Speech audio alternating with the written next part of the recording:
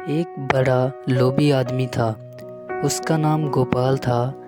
वह धन के प्रति बहुत ही लालची था और हमेशा अपने स्वार्थ के लिए हर एक बात में भाग देता था। वह किसी के लिए कुछ भी नहीं करता था सिवाय अपने आप के लिए। उसका कहना था कि इस दुनिया में सिर्फ अपने ही साथी होते हैं और दूसरे सब दुनिया के लिए होते हैं। गोपाल ने कभी अपने समझ और सोच को बदलने की कोशिश तक नहीं की। वह बस धन की तलाश में निकलता रहा।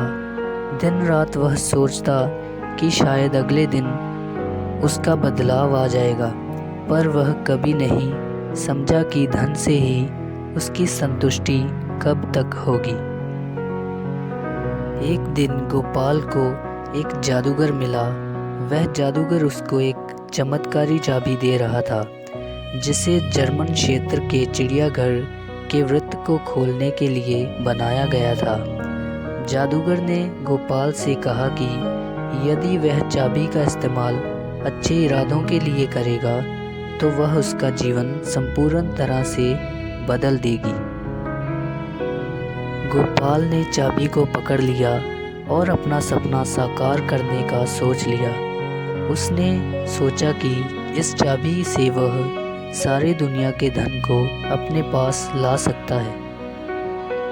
गोपाल ने जादूगर के जादू को पूरी तरह नज़रअंदाज कर दिया और चाबी का इस्तेमाल करने लगा। उसने चाबी का इस्तेमाल करके एक ऐसा काम करने की शुरुआत की जिससे उसे धन का बहुत सारा मोह मिल रहा था। लेकिन धीरे धीरे गोपाल को यह एहसास हो गया कि उसने गलत रास्ते पर चलना शुरू कर दिया था। चाबी का जादू सिर्फ उसके वास्तविक ज़रूरतों के लिए नहीं था। वह जादूगर की बातों को नज़रअंदाज करके चाबी का इस्तेमाल कर रहा था। उसने अपने लालच को खो दिया और अब उसका कोई शांतिपूर्ण दिन नहीं था। गोपाल का बदलने का कोई रास्ता नहीं था।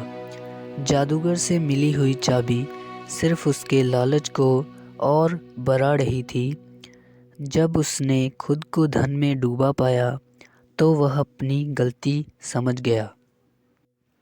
गोपाल को अब जादूगर से माफ़ी मांगनी पड़ी।